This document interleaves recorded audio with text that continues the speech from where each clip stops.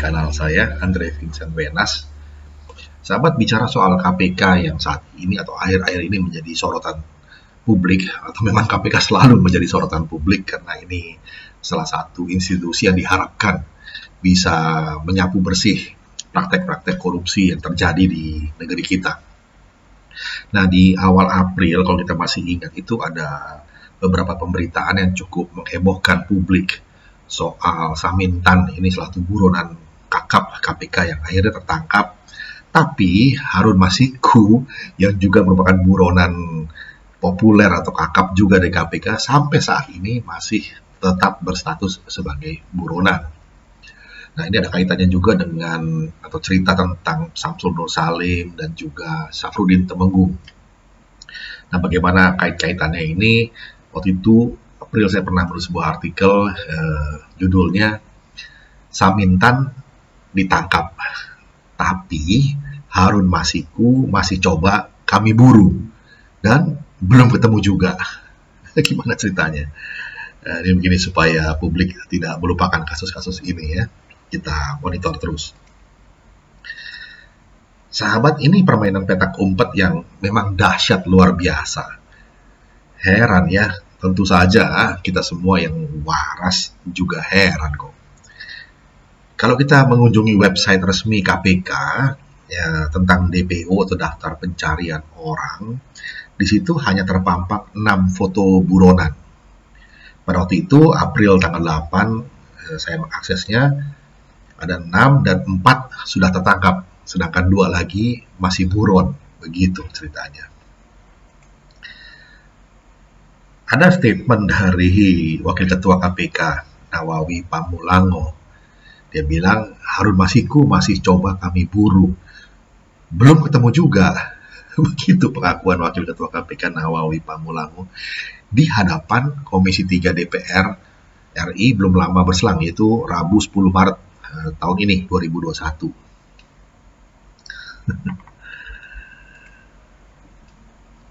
Sahabat, tidak lama kemudian muncul SP3, surat pemberhentian penyidikan perkara begitu ya, buat duo Nur Salim, yaitu Samsul Nur Salim dan Ici Nur Salim. Kemudian ada berita tertangkapnya Samintan. Nah, ini buronan kelas kakap juga nih. Dari daftar DPO KPK yang kita akses lewat https www.kpk.go.id, soal DPO itu ya, itu saya akses jam 15.17, jam 3 sore, tanggal 8 April, tercatat hanya ada 6 orang DPO KPK RI. Pertama, Izil Ashar, ini masih buron. Samintan tertangkap 5 April 2021. Nur Hadi tertangkap 1 Juni 2020. Keempat, Hendra Sunyoto tertangkap 29 Oktober tahun 2020. 5. Reski Hebriono tertangkap 1 Juni 2020. Dan 6. Harun Masiku yang masih buron. Nah, pertanyaannya, apakah yang masih buron oleh KPK itu hanya tinggal 2 orang lagi? Atau memang keterangan di website atau laman resmi KPK itu yang tidak atau belum terbaru atau updated? Ya, entahlah, kita nggak tahu soal itu. Mudah-mudahan bisa di-update segera oleh KPK. Tapi hari ini atau kali ini, sahabat, kita hanya menggarisbawahi kisah kisruh perburuan tersangka BLBI duo Nur Salim dan Harun Masiku yang memang misterius bin aneh binti ajaib. Duo Nur Salim yang pernah didakwa merugikan negara lebih dari 4 triliun telah agak jelas statusnya setelah terbit SP3 dari KPK. Alasannya demi hukum. Nah, publik yang selama ini ikut mengamati tentu tercengang. Pertanyaan mereka, demi hukum bagaimana? Begini, KPK memang bisa atau wajib justru demi kepastian hukum untuk menghentikan penyidikan dan penuntutan tindak pidana korupsi yang tidak bisa diselesaikan dalam kurun waktu 2 tahun.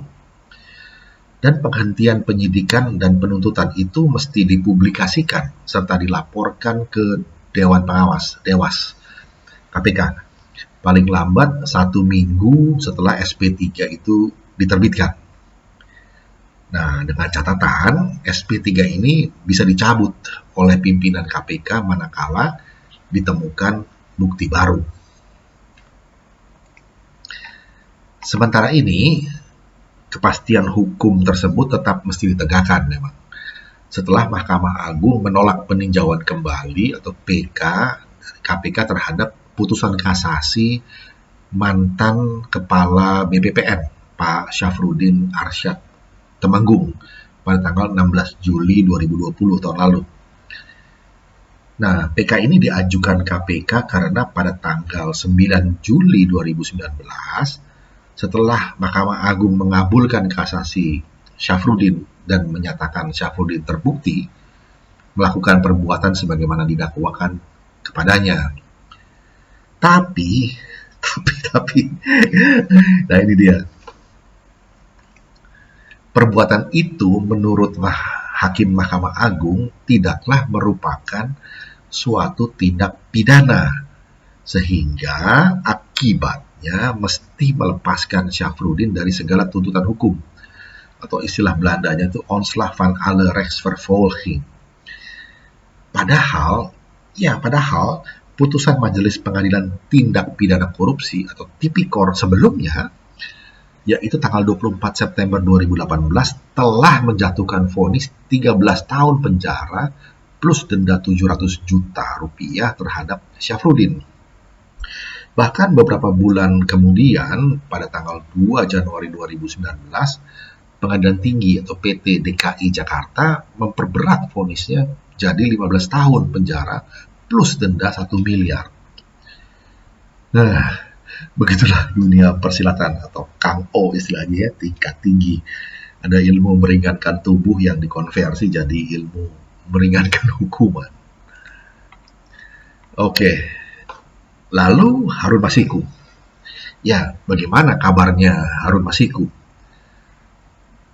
Nah, ini statement dari Pak Nawawi Pamulango yang agak lucu. Harun Masiku itu masih kami coba buru. Atau istilahnya Harun Masiku masih coba kami buru, belum ketemu juga. Begitu kan pengakuan Wakil Ketua KPK Nawawi Pamulango di hadapan Komisi 3 DPR RI waktu itu. Nah, ini kan ilmu David Copperfield itu pesulap tingkat dunia. Ini soal ada dan tiada, halusinasi dan disepsi, pengelabuan begitu ya.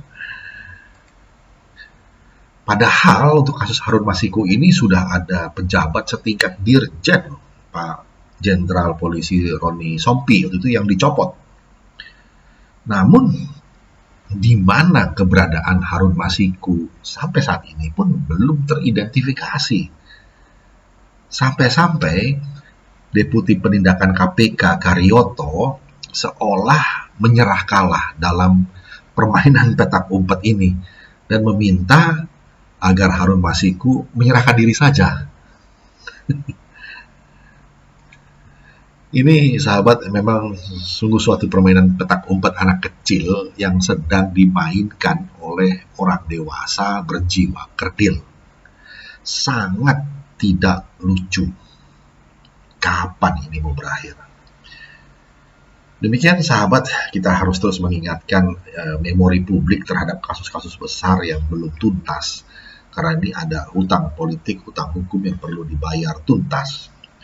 Semoga bisa segera diselesaikan, dituntaskan oleh KPK, Kejaksaan, Kepolisian, dan semua instansi penegak hukum yang berwenang dan wajib untuk menegakkan hukum itu. Sehingga hukum tidak seperti benang basah yang selalu lemas dan loyo di hadapan oknum-oknum tertentu, siapapun itu. Demikian harapan kita jumpa lagi di session berikutnya. Terima kasih.